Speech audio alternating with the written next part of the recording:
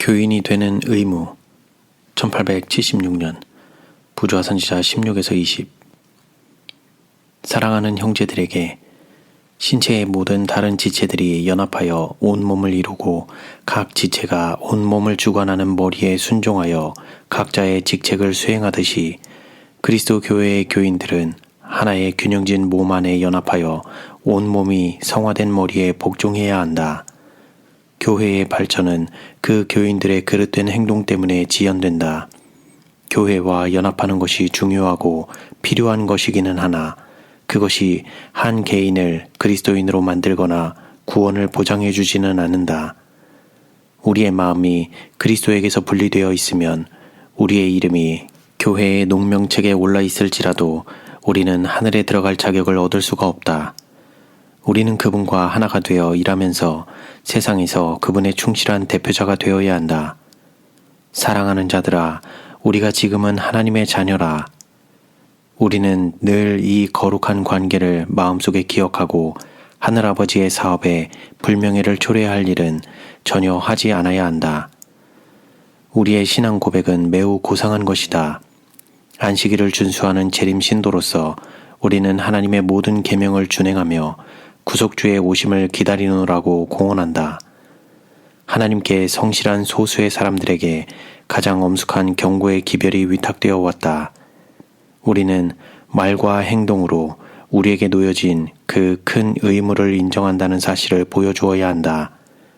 우리의 빛을 아주 분명하게 비춤으로 우리가 매일의 생애에서 하늘아버지를 영화롭게 한다는 것과 우리가 하늘과 연결되어 있고 예수 그리스도와 유업을 같이 나눌 상속자이며 그분께서 능력과 큰 영광으로 나타나실 때 우리가 그와 같을 것임을 다른 사람들이 볼 수 있게 해야 한다.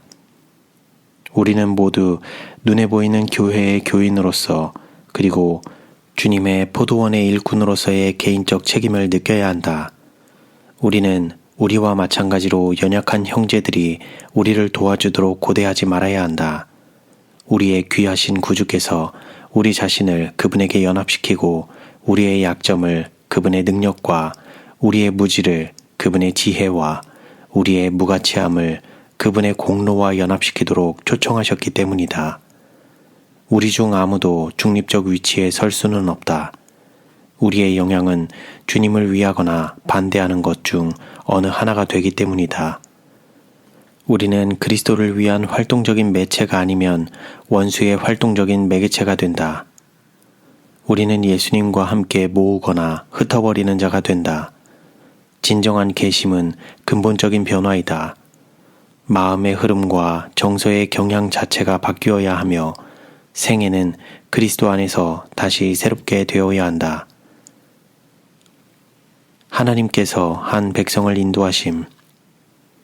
하나님께서는 영원한 진리의 토대 위에 완전히 연합하여 서도록 한 백성을 인도하고 계신다.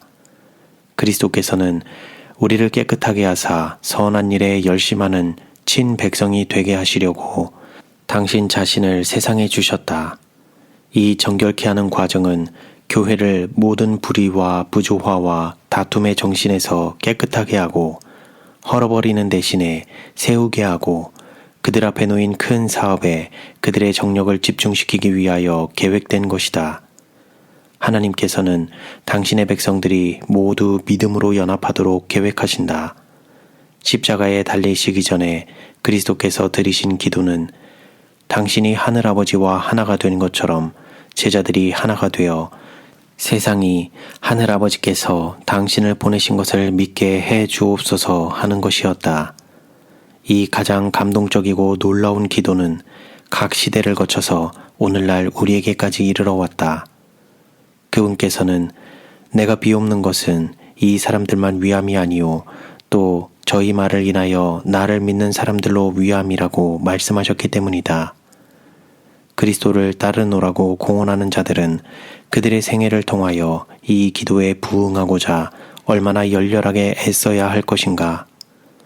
많은 사람들이 교회와 맺은 관계의 신성함을 깨닫지 못하고 교회의 제재나 징계에 순종하기를 매우 싫어한다. 그들이 취하는 행동은 그들이 연합된 교회의 판단보다 그들 자신의 판단을 더 높이고 교회의 음성에 반대하는 정신을 고무하지 않도록 스스로를 지키는 일에 주의하지 않고 있다는 사실을 보여준다.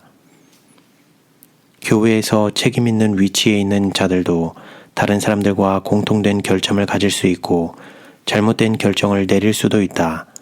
그럼에도 불구하고 지상에 있는 그리스도의 교회는 경솔하게 취급될 수 없는 권위를 그들에게 주었다. 부활 후에 그리스도께서는 다음과 같은 말씀으로 당신의 교회에 능력을 위탁하셨다. 너희가 네 죄든지 사하면 사하여질 것이요 네 죄든지 그대로 두면 그대로 있으리라. 교회와 맺은 관계를 경솔하게 끊어버려서는 안 된다. 그러나 그리스도를 따르노라고 공언하는 어떤 이들은 자신들의 길이 장애를 받거나 그들의 주장이 생각만큼 지배적인 영향을 나타내지 못할 때 교회를 떠나겠다고 위협한다. 사실상 교회를 떠남으로 그들 스스로가 가장 큰 손해를 입게 된다. 왜냐하면 교회에 영향이 미치는 경계를 넘어가므로 그들은 스스로를 세상의 유혹에 완전히 내놓게 되기 때문이다. 전심전력하는 지지자들. 각 신자는 교회와 연합하는 일에 전심전력해야 한다. 교회의 번영이 그의 첫 번째 관심이 되어야 한다. 그러므로 교회와 자신과의 관계에서 자신보다 교회에 더 유익되게 하지 않는다면 교회는 그가 없을 때 훨씬 더 좋아질 것이다. 모든 사람의 힘으로 하나님의 사업을 위한 어떤 일이 이루어진다. 많은 돈을 쓸데없는 사치에 낭비하는 자들이 있다. 그들은 자신의 식욕은 만족시키면서 교회를 유지하기 위해 재물을 드리는 것은 큰 부담으로 여긴다. 그들은 교회가 부여하는 모든 특권의 유익은 기꺼이 받으려 하면서도 그 비용은 다른 사람들이 지불하도록 놔두기를 좋아한다. 사업의 발전에 참으로 깊은 관심을 느끼는 자들은 언제 어디서 그 사업에 자금이 필요하든지 간에 그 사업에 자금을 투자하는 데 망설이지 않을 것이다. 그들은 또한 서로 화평하고 분열되지 않은 연합체로서 완전한 조화를 이루어 움직임으로 그리스도의 가르침을 그들의 품성에 드러내는 일을 엄숙한 의무로 생각해야 한다. 그들은 그들의 개인적 판단을 몸체인 교회의 판단에 양보하여야 한다. 많은 사람들이 자신들만을 위하여 산다. 그들은 스스로 흠이 없다고 자부하면서 대단히 만족스럽게 자신의 생애를 바라보지만 사실상 그들은 하나님을 위하여 아무것도 하지 않고 그분의 명백한 말씀에 노골적으로 반대되는 생애를 하고 있다. 외형적 준수는 인간의 영혼의 절실한 필요를 결코 충족시켜줄 수 없다. 그리스도를 믿노라고 공언하는 것만으로는 사람을 시험하는 심판의 날에 서게 하는데 충분하지 못하다. 하나님을 믿는 완전한 신뢰, 어린아이처럼 그분의 약속을 믿는 의존, 그리고 그분의 뜻에 완전히 헌신하는 일이 있어야 한다. 하나님께서는 언제나 당신의 백성이 확고하고 진실한지 시험하고 모든 불의에서 그들을 깨끗하게 하기 위하여 당신의 백성을 고난의 풀목 가운데서 연단하셨다.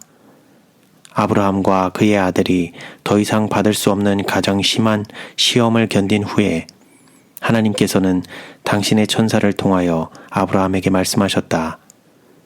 네가 내 아들 내 독자라도 내게 아끼지 아니하였으니 내가 이제야 네가 하나님을 경외하는 줄을 아노라. 이 믿음의 위대한 행동이 아브라함의 품성을 눈부신 광채로 빛나게 한다. 그것은 주님을 믿는 그의 완전한 확신, 곧 어떤 것이라도 비록 약속의 아들이라도 그분께 아끼지 않고 드릴 수 있는 확신을 강력하게 예시해 준다. 예수님께 바치기에 너무 아까운 것은 없다. 우리가 그분께서 우리에게 지키도록 맡겨주신 재물의 달란트를 그분께 돌려드리면 그분께서는 더 많은 것을 우리의 손에 넣어주실 것이다. 그리스도를 위한 우리의 활동은 모두 그분에 의하여 보상을 받게 될 것이고 그분의 이름으로 우리가 완수한 의무마다 우리의 행복에 도움이 될 것이다.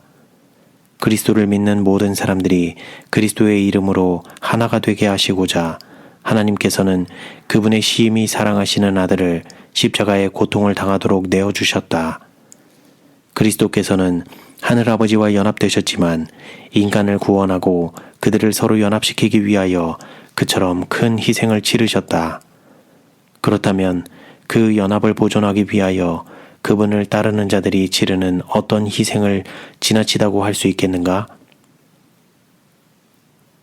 연합된 교회의 증거.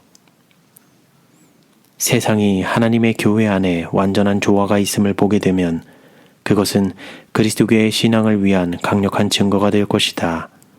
불화, 좋지 못한 의견의 차이, 교회의 사소한 문제 등은 우리의 구속주께 욕을 돌리게 된다. 이 모든 일들은 자아가 하나님께 굴복되고 예수님을 따르는 자들이 교회의 음성에 순종하면 피할 수 있는 것들이다. 불신은 개인적 자립이 우리의 가치를 증진시키고 옳고 적당한 것에 대한 우리 자신의 견해를 교회의 결정에 양보하는 것은 연약한 행동이라고 시사한다. 그러나 그러한 감정과 견해를 갖는 것은 안전하지 못하며 우리를 무정부 상태와 혼란에 빠지게 할 것이다. 그리스도께서는 연합과 그리스도인 우정이 하나님의 사업에 필요함을 아셨다. 그러므로 그분은 당신의 제자들에게 그것을 명하셨다.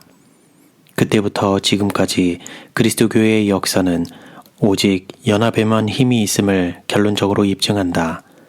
개인적 판단은 교회의 권위에 굴복되어야 한다. 사도들은 엄격한 연합의 필요를 느끼고 이 목적을 위하여 열렬하게 일했다. 바울은 다음과 같은 말로 형제들을 권면했다. 형제들아, 내가 우리 주 예수 그리스도의 이름으로 너희를 권하노니 다 같은 말을 하고 너희 가운데 분쟁이 없이 같은 마음과 같은 뜻으로 온전히 합하라. 그는 또한 빌립보의 형제들에게 다음과 같이 편지하였다.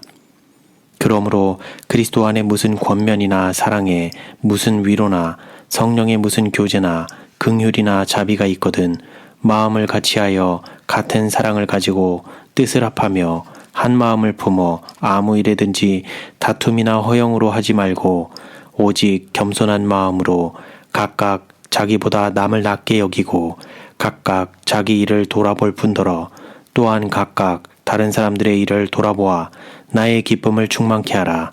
너희 안에 이 마음을 품으라. 곧 그리스도 예수의 마음이니. 로마의 형제들에게 그는 편지하였다. 이제 인내와 안위의 하나님이 너희로 그리스도 예수를 본받아 서로 뜻이 같게 하여 주사 한 마음과 한 입으로 하나님 곧 우리 주 예수 그리스도의 아버지께 영광을 돌리게 하려 하노라. 이러므로 그리스도께서 우리를 받아 하나님께 영광을 돌리심과 같이 너희도 서로 받으라. 서로 마음을 같이하며 높은 데 마음을 두지 말고 도리어 낮은 데 처하며 스스로 지혜 있는 채 말라. 베드로는 널리 흩어진 교회들에게 편지하였다. 마지막으로 말하노니 너희가 다 마음을 같이하여 체휼하며 형제를 사랑하며 불쌍히 여기며 겸손하며 악을 악으로 욕을 욕으로 갚지 말고 도리어 복을 빌라. 이를 위하여 너희가 부르심을 입었으니 이는 복을 유업으로 받게 하려 하심이라. 고린도 교인들에게 보내는 편지에서 바울은 말한다. 마지막으로 말하노니 형제들아 기뻐하라. 온전케 되며 위로를 받으며 마음을 같이하며 평안할지어다. 또 사랑과 평강의 하나님이 너희와 함께 계시리라. 할 수 있는 대로 그대는 형제 자매들과 조화를 이루어야 한다. 그대는 자신을 하나님께 굴복시키고 완고한 마음과 흠잡는 기질을 나타내지 말아야 한다. 그대는 그대 자신의 정신을 버리고 그 대신 사랑스러운 구주의 정신을 가져야 한다. 손을 위로 뻗어 그분의 손을 잡으라. 그 접촉은 그대에게 전류가 통하게 하여 그분 자신의 비할 데 없는 품성의 아름다움으로 그대를 충전시켜 줄 것이다. 그대는 그분의 사랑에 그대의 마음을 열고 그분의 능력이 그대를 변화시키고 그분의 은혜가 그대의 힘이 되게 할 수 있다. 그러면 그대는 선을 위한 강력한 영향력이 될 것이다. 그대의 도덕적 힘은 품성에 대한 가장 엄밀한 시험을 감당하게 될 것이다. 그대의 성실성은 순결하고 성화될 것이다. 그때에 그대의 빛은 아침 빛같이 빛나게 될 것이다. 그리스도를 믿는 신앙은 우리의 개성을 버리도록 요구하지 않고 다만 우리 자신을 어느 정도 다른 사람의 감정과 방법에 적응시키도록 요구한다. 현세의 사물에 있어서 의견, 습관, 취미 등이 서로 조화를 이루지 않는 많은 사람들이 종교적 신앙의 통일체 안에 함께 모일 수 있다. 그러나 그들이 불타는 그리스도의 사랑을 마음속에 가지고 있다면, 그리고 동일한 하늘을 그들의 영원한 집으로 바라보고 있다면 그들은 가장 아름답고 현명한 친교를 나누게 되고 가장 훌륭한 연합을 이루게 될 것이다. 모든 면에서 동일한 경험을 가진 두 사람이 존재하는 일은 거의 없다. 어떤 한 사람의 시련이 다른 사람에게는 시련이 되지 않을 수도 있으므로 우리들의 마음은 언제나 친절한 동정을 베풀고자 열려 있어야 하며 예수님께서 당신의 형제들에게 가지셨던 그 사랑으로 불타올라야 한다.